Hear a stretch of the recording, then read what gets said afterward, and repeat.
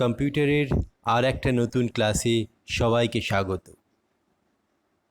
আজকের ক্লাসে আমরা জানব কম্পিউটার কেমন করে কাজ করে। আমরা এর আগের ক্লাসগুলোতে শিখেছি কম্পিউটারের বিবর্তন কেমন করে হয়েছে, কেমন করে এই উন্নত যন্ত্রগুলো আস্তে আস্তে তৈরি হয়েছে, আর আরও জেনেছি এই তৈরির সময়টাকে আমরা 5টা ভাগে ভাগ করেছি।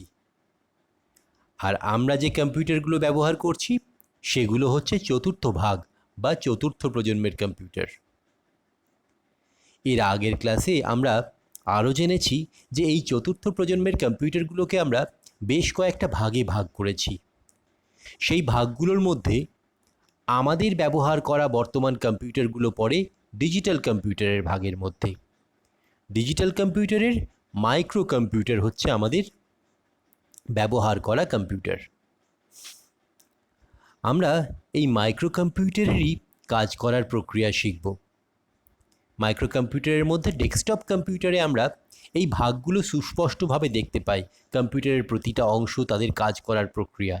সেই জন্য আমরা শিখব যে ডেস্কটপ কম্পিউটারগুলো কেমন করে কাজ করে। এসো দেখে নেওয়া যাক কেমন করে সেই কাজটা হয়।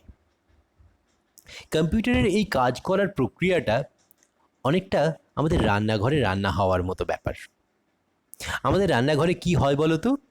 আমাদের রান্নাঘরে আমরা বাজার থেকে শাকসবজি ইত্যাদি নিয়ে আসি, আরও রান্না করার জন্য মাছ, মাংস ইত্যাদি জিনিসও আমরা কিচেনে এনে দিই। তারপরে রান্নাঘরে সেগুলো আরও মশলা, নুন, হলুদ ইত্যাদির সঙ্গে মিশিয়ে রান্না করা হয়। আর তারপরে সেই রান্না হওয়ার পরেই সেই কিচেন থেকে বেরিয়ে আসে সুস্বাদু তরকারি, মাছের বিভিন্ন পদ বা মাংসের বিভিন্ন পদগুলো, যেগুলো আমাদের খেতেও ভালো লাগে, আমাদের শরীরের পক্ষে উপযোগী। কিন্তু এই কাঁচা সবজি বা কাঁচা মাছগুলো কিন্তু আমাদের খাওয়ার উপযোগী ছিল না, কিন্তু কিচেনে রান্না হওয়ার পর সেগুলো কিন্তু আমাদের খাওয়ার উপযোগী হয়ে গেছে। আমাদের কম্পিউটারের কাজ করার পদ্ধতিটাও ঠিক এই রকমই। সেখানে কম্পিউটারের প্রধান অংশ যেটা সেন্ট্রাল প্রসেসিং ইউনিট বা সিপিইউ, সেটা হচ্ছে এই রান্নাঘরের মতো কাজ করে। আর এই সিপিইউতে কাজ করার জন্য কাঁচামাল হিসেবে আমরা বিভিন্ন রকম তথ্য দিয়ে থাকি। যেমন ধরো, আমরা যদি কম্পিউটারে আমাদের রেজাল্ট বা মার্কশিট তৈরি করতে যাই, তখন সেক্ষেত্রে কি করতে হবে? আমাদের এই কম্পিউটারকে আমাদের নাম, ক্লাস, বিভিন্ন বিষয়ের নাম্বারগুলো দিতে হবে, তাই না? তো সেই তথ্যগুলোই আমরা কম্পিউটারকে পরপর দিতে থাকব। যে যে বিষয়গুলো আমরা পড়েছি বা পরীক্ষা দিয়েছি সেই বিষয়গুলোর নাম্বারগুলো দিতে থাকব। বাংলা, ইংরেজি, কম্পিউটার ইত্যাদির নম্বরগুলো দেওয়ার পরে কম্পিউটার কি করবে? সেই তথ্যগুলোকে নিয়ে প্রসেসিং করবে, অর্থাৎ বিভিন্ন হিসাব নিকাশ ইত্যাদি করবে, তাদের যোগফল বার করবে, তাদের গড় বার করবে, তারপরে দেখবে কোন বিভাগে আমরা পাশ করছি, আমাদের রেজাল্ট ভালো হয়েছে না খারাপ হয়েছে ইত্যাদি জানাবে। কেমন করে জানাবে? আমাদের মার্কশিটের মাধ্যমে জানাবে, তাই না? অর্থাৎ কম্পিউটার ওই যে তথ্যগুলো পাঠালাম সেই তথ্যগুলোকে নিয়ে প্রসেসিং করে মার্কশিটটা তৈরি করলো। আমরা কম্পিউটারে এই যে প্রাথমিক তথ্যগুলো দিচ্ছি ওই তথ্যগুলোকেই বলা হয় ডেটা। কম্পিউটার এই ডেটা পাওয়ার পরে সেটাকে প্রসেস করে বা প্রক্রিয়াজাত করে। প্রক্রিয়াজাত করার পরে সেখান থেকে যেটা বেরিয়ে আসে সেটাকে আমরা বলি ইনফরমেশন। অর্থাৎ ডেটাটা হচ্ছে কম্পিউটারের ইনপুট বা দেওয়া তথ্য, আর কম্পিউটার থেকে আমাদের যে ফলাফল বেরিয়ে আসে সেটাকেই আমরা বলছি ইনফরমেশন। এই যে পুরো কাজটা, ইনপুট হিসেবে ডেটা নেওয়া এবং প্রসেসিংয়ের পরে আউটপুট দেওয়া ইনফরমেশন, এই পুরো কাজটাকে আমরা বলি ডেটা প্রসেসিং চক্র বা ডেটা প্রসেসিং সাইকেল। ব্যাপারটাকে আর একটু ভালো করে দেখে নেওয়া যাক। এখানে প্রথমেই আমরা কম্পিউটারকে ইনপুট দিই ডেটা। এই ডেটাটা হচ্ছে কোনো অর্থহীন, পরস্পর সম্পর্কহীন বিভিন্ন সংখ্যা বা শব্দ বা অক্ষর বা কোনো ছবি, অডিও, ভিডিও ইত্যাদিও হতে পারে, যেগুলোর আক্ষরিক অর্থে হয়তো কোনো মানে পাওয়া যাচ্ছে না। কিন্তু এগুলোকে যখন কম্পিউটারে প্রবেশ করানো হবে, সেখানে প্রসেসিং হবে। এই প্রসেসিং এটা কিন্তু বেশ কয়েকটা ভাগে হয়। প্রসেসিংয়ের মধ্যে অনেকগুলো ধাপ থাকে। প্রথমে তথ্যগুলোকে বাছাই করা হবে, কোনটা ঠিক কোনটা ভুল।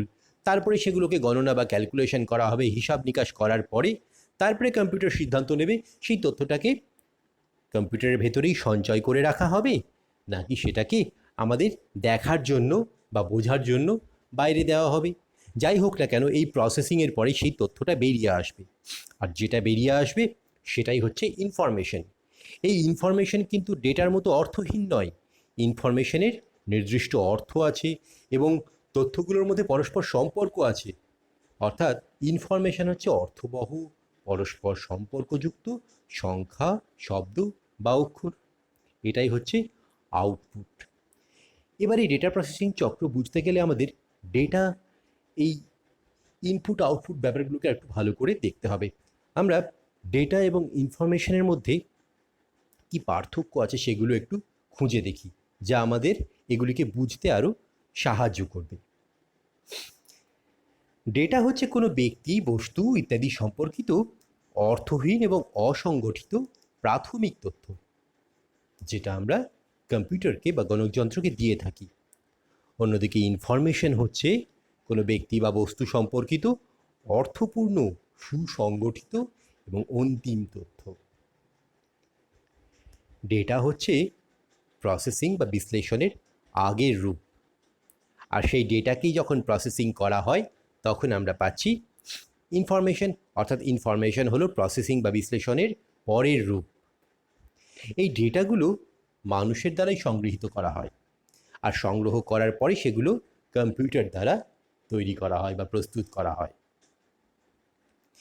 এই ডেটা সংগ্রহ করা বা কালেকশন করা কিন্তু খুব একটা সহজ কাজ নয়।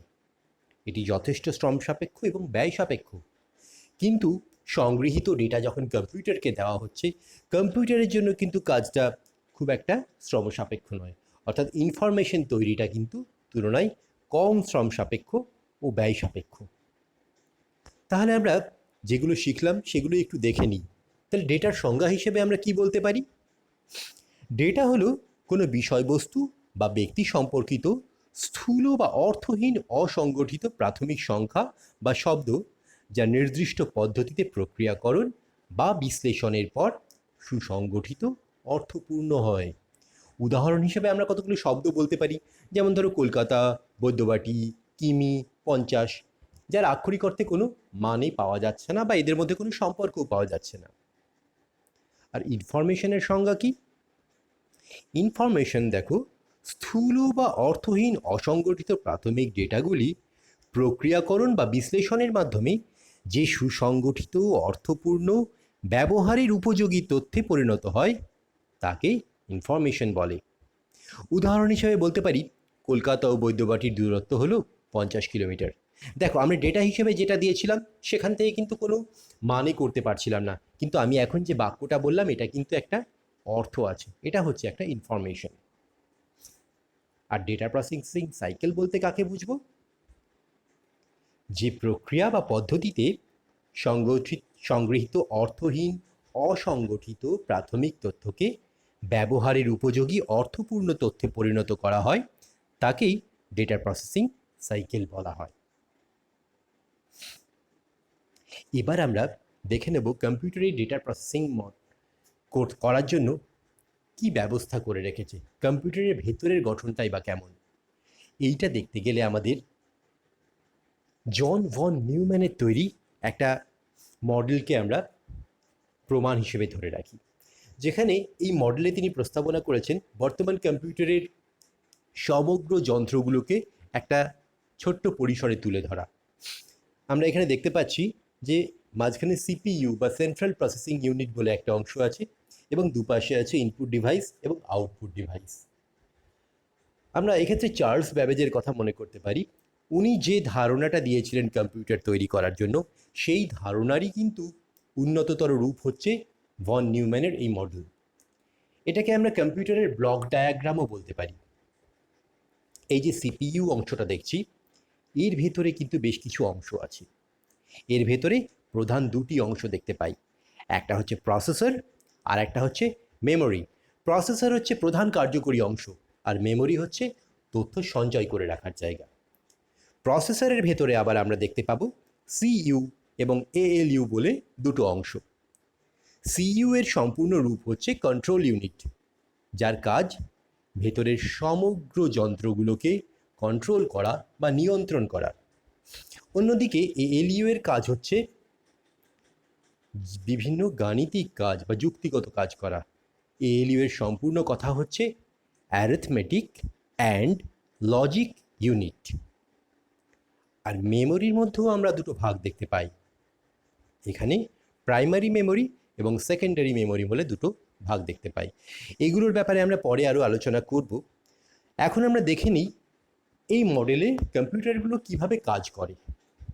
এখানে প্রথমে ইনপুট ডিভাইস থেকে তথ্যগুলো সিপিইউ এর ভেতরে প্রবেশ করে। সিপিইউ বলতে কন্ট্রোল ইউনিটের কাছে প্রথমে পৌঁছায়। কন্ট্রোল ইউনিট তারপরে সেই তথ্যগুলোকে নিয়ে প্রসেসিংয়ের জন্য এএলইউ এর কাছে পাঠিয়ে দেয়।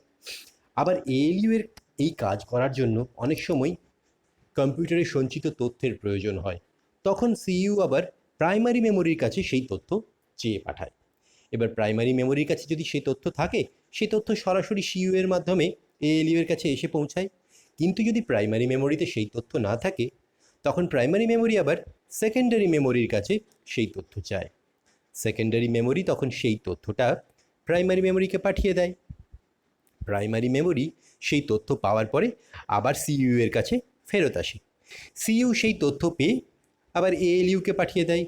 এএলইউ তখন ইনপুট ডিভাইস দ্বারা প্রাপ্ত তথ্য এবং মেমোরি থেকে আগত তথ্যকে মিশিয়ে বিভিন্ন প্রসেসিং বা বিশ্লেষণ করে, এবং বিশ্লেষণ করার পরে যে ফলাফল পাওয়া যায় সেটাকে আবার সিইউ এর কাছে পৌঁছে দেয়। সিইউ তখন সিদ্ধান্ত নেয় যে এই ফলাফলটা মেমোরিতে সঞ্চয় করে রাখবো নাকি আউটপুট ডিভাইসের সাহায্যে আমরা আমাদের কাছে পৌঁছে দেব। এইভাবেই কম্পিউটার সম্পূর্ণ কাজটা করে থাকে। এই কাজ করার জন্য ইনপুট ডিভাইস, আউটপুট ডিভাইস বা ভেতরের এই অংশগুলো কিভাবে প্রত্যেকে কাজ করে সেগুলো আমরা পরে বিস্তারিত আরও আলোচনায় আসব। আলোচনা আমরা এক ধার থেকে শুরু করি। আমরা ইনপুট ডিভাইস থেকে আমাদের ভেতরের জিনিসগুলো জানা শুরু করি। তাহলে এসো দেখে নেওয়া যাক ইনপুট ডিভাইস ব্যাপারটা কি। ইনপুট ডিভাইস হচ্ছে এমন কিছু যন্ত্র যেগুলির সাহায্যে কম্পিউটারে তথ্য প্রবেশ করানো যায়। এখানে ছবিতে যে বাক্সটা দেখতে পাচ্ছি এটাকে আমরা বলি ক্যাবিনেট। এর ভেতরেই থাকে কম্পিউটারের যাবতীয় কার্যকরী অংশ, সিপিইউ ইত্যাদি অংশগুলো। আর এই সিপিইউয়ে তথ্য প্রবেশ করানোর জন্য যে যন্ত্রগুলো আমরা ব্যবহার করি সেগুলোই হচ্ছে ইনপুট ডিভাইস। তো কম্পিউটারে আমরা বিভিন্ন রকমের তথ্য দিতে পারি, সেটা ছবি হতে পারে, লেখা হতে পারে, শব্দ হতে পারে, বিভিন্ন রকম। আর এই বিভিন্ন রকম তথ্য ইনপুট করার জন্য বিভিন্ন রকমের ইনপুট ডিভাইস আমাদের ব্যবহার করতে হতে পারে। আমাদের প্রচলিত বিভিন্ন ইনপুট ডিভাইসগুলো হলো keyboard, mouse, scanner, joystick, light pen, touch screen, microphone, OMR, OCR, MICR, অনেক কিছু। আমরা এক এক করে সবগুলোর সম্বন্ধে জানব। এগুলোর মধ্যে আমরা যখন লেখা বা টেক্সট দেব আমরা তখন কিবোর্ডের সাহায্য নেব। যখন কোনো ছবি কম্পিউটারে আমরা প্রবেশ করাতে চাইবো আমরা স্ক্যানারের সাহায্য নেব। যখন আমরা কম্পিউটারকে কোনো নির্দেশ দেব তখন আমরা মাউস, জয়স্টিক বা লাইট পেন বা টাচ স্ক্রিনের সাহায্য নেব। আর যখন আমরা কম্পিউটারকে কোনো শব্দ ইনপুট পাঠাবো তখন আমরা মাইক্রোফোনের সাহায্য নেব। আর নিচের যে তিনটে অপশান ওএমআর, ওসিআর, এমআইসিআর, এগুলোও আমরা ক্রমে জানব। প্রথমে আমরা কিবোর্ড সম্বন্ধে একটু ভালো করে জানার চেষ্টা করি। কিবোর্ড তোমরা সবাই প্রায় দেখেছো, এখানে অনেকগুলো সুইচ থাকে, তাই না? এটাই হচ্ছে কম্পিউটারের প্রধান ইনপুট ডিভাইস। তবে বর্তমানে আমরা কিবোর্ডের যে রূপ দেখতে পাই এটা কিন্তু আগে ছিল না।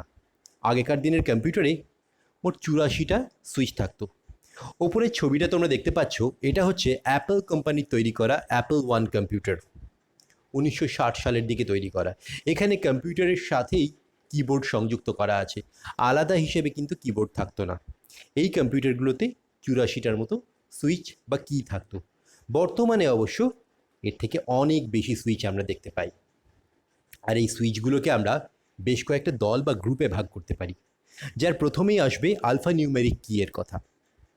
আলফানিউমেরিক শব্দটা এসছে অ্যালফাবেট এবং নাম্বার থেকে, অর্থাৎ অ্যালফাবেট হিসেবে এ থেকে জেড এবং 0 থেকে 9 পর্যন্ত সুইচগুলোকে আমরা আলফানিউমেরিক কি এর মধ্যে ফেলতে পারি। এরপরে আসবো এডিটিং কি এর কথা। এডিটিং বলতে backspace, delete, space bar, tab ইত্যাদি বিভিন্ন সুইচগুলোকে আমরা এডিটিং সুইচের মধ্যে ফেলতে পারি।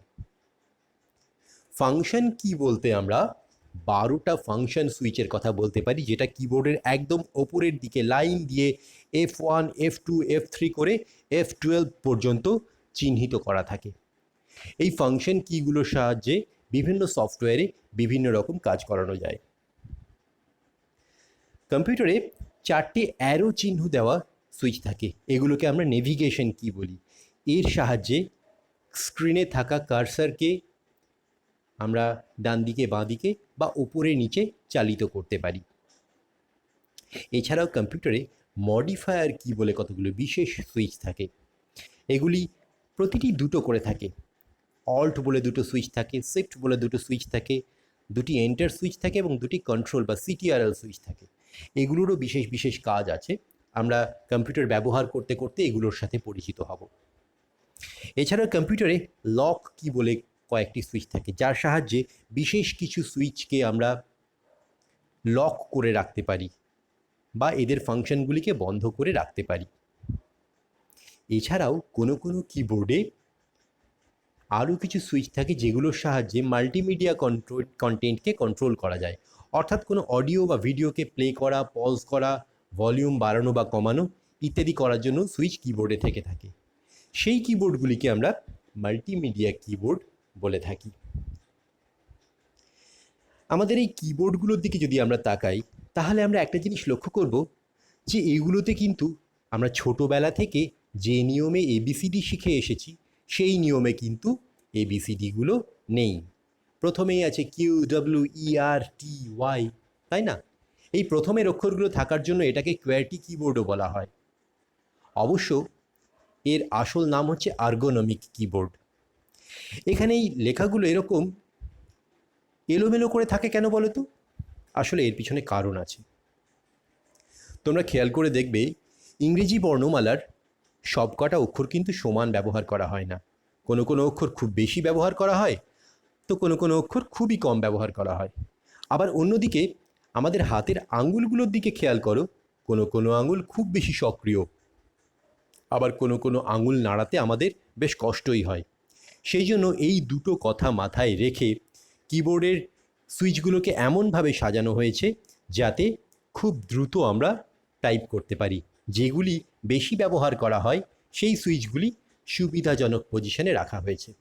এই ছবিতে তোমরা দেখতে পাচ্ছ কিবোর্ডে আমাদের হাত রেখে টাইপ করার আদর্শ পদ্ধতিটি কী, যেখানে সুইচগুলিকে আমরা মাঝের লাইনে হাত রাখবো এবং বাঁ হাতের সুইচগুলি আঙুলগুলির সাহায্যে আমরা ASDFG এই সুইচগুলি প্রেস করতে পারবো এবং ডান দিকের হাতের সাহায্যে সেমিকোলন LKJ এবং H টাইপ করতে পারবো। এই পদ্ধতিতে যদি আমরা টাইপ করি তাহলে আমাদের টাইপিংয়ের স্পিড অনেক বেশি হবে। এটা গেল কিবোর্ডের কথা। এবার আমরা আসবো আমাদের আর একটা ইনপুট ডিভাইস মাউসের কথায়। মাউস দেখতে ছোট্ট ইঁদুরের মতো, তাই না? তাই এর নামও হয়েছে ইঁদুর বা মাউস। এটি কম্পিউটারের একটা অন্যতম ইনপুট ডিভাইস, তবে এগুলি কিন্তু সব কম্পিউটারের জন্য নয়। গ্রাফিক্যাল ইউজার ইন্টারফেস বা ছবিযুক্ত যে অপারেটিং সিস্টেম বা কম্পিউটার, সেখানেই এই মাউস ব্যবহার করা যায়। অবশ্য মাউস কিন্তু আমরা দু রকমের দেখতে পাই, একটা মেকানিক্যাল মাউস আর একটা হচ্ছে অপটিক্যাল মাউস। মেকানিক্যাল মাউসটা একটু হচ্ছে পুরনো পদ্ধতির, সেখানে মাউসের তলায় একটি ভারী বল থাকে বা রোলার থাকে, সেটি মাটিতে ঘর্ষণের ফলে মাউসের ভেতরে সেন্স যায় এবং সেই সেন্স অনুযায়ী কম্পিউটারের পর্দায় মাউস পয়েন্টারটি ডান দিকে বাঁ দিকে বা উপরে নিচে সরতে থাকে। আর অপটিক্যাল মাউসে এই বলের বদলে থাকে লেজার রশ্মি এবং সেন্সর। এই লেজার রশ্মি মাটিতে প্রতিফলিত হয়ে সেন্সরে যায় এবং সেন্সর সেই অনুযায়ী মাউস পয়েন্টারটিকে চারিদিকে সরাতে পারে। আর মাউসের ওপরের দিকে যদি তাকাই, সেখানে আমরা দেখতে পাবো দুটি সুইচ থাকে এবং একটি রোলার থাকে। এই সুইচ এবং রোলারের সাহায্যে আমরা কম্পিউটারকে আমাদের প্রয়োজনীয় নির্দেশ দিতে পারি। এই হলো প্রধান দুটি কম্পিউটারের ইনপুট যন্ত্রের কথা। এর পরের যন্ত্রের কথাগুলো আমরা পড়ব, কিন্তু সেটা আজ নয়, সেটা আমরা পরের ক্লাসে শিখব। আশা করি তোমরা সবাই বুঝতে পেরেছো এবং সবার ভালো লেগেছে। আজকের ক্লাস এখানেই শেষ করি। সবাইকে ধন্যবাদ।